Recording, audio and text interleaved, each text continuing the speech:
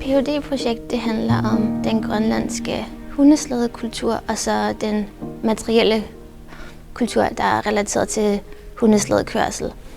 Og så formålet med, at jeg er her, det er, at jeg er i gang med at rekonstruere en historisk hundeslæde fra 1930'erne, for ligesom at forstå fremstillingsprocessen bag hundeslæden og få en dybere indsigt i den teknologiske proces og alle de teknologiske detaljer, der er ved en hundeslæde, for at få en bedre forståelse, når man så undersøger det etnografisk og arkæologisk, så har jeg et bedre udgangspunkt for at kunne analysere de forskellige slæder og slædedele.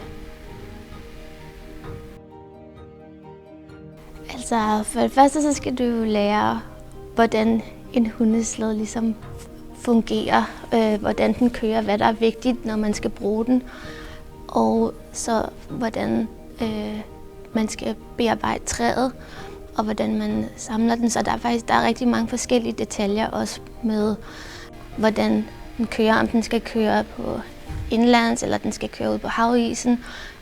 Så det kommer også meget an på, hvor man skal bruge den, i hvilket terræn. Og det er også derfor, at det er rigtig interessant at se på de forskellige typer hundeslæder i Vest- og Nord- og Østgrønland.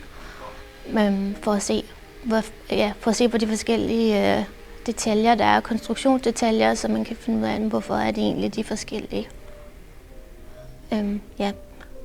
Så det vigtigste, altså til sådan alle delene på selve hundeslædet er egentlig rigtig vigtigt også kunne forstå, hvorfor man har gjort, som man har gjort, og hvorfor at man egentlig laver stort set den samme type slæde i dag i de forskellige regioner.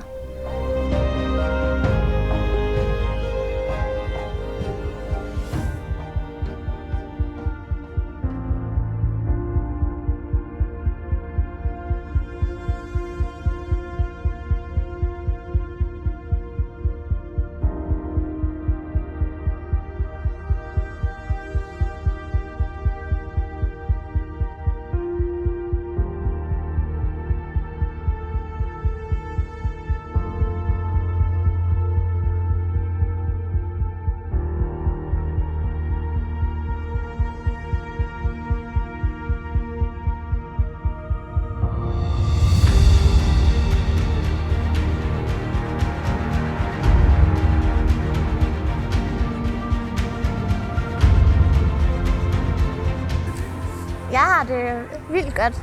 Jeg er meget positivt overrasket over slæden. Nu har jeg jo heller ikke så meget snedkererfaring, så jeg er også bare glad for, at den bare kørte uden problemer, og den ikke kollapsede, og det hele holdt sammen. Men jeg også bare, efter at have bygget en slæde selv, så er jeg bare meget mere respekt og forståelse for de gamle slæder og det gamle traditionelle slædebyggeri.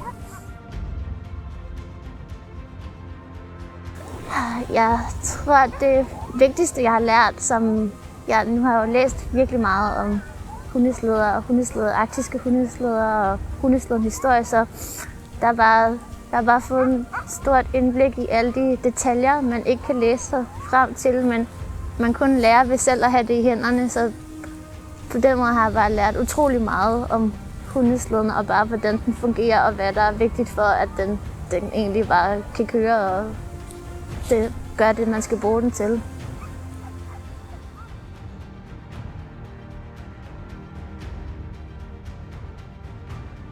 Jeg håber bare, at der fortsat kommer til at være hundeslæder og fokus på hundeslæderkulturen, som er en vigtig del af den grønlandske kultur.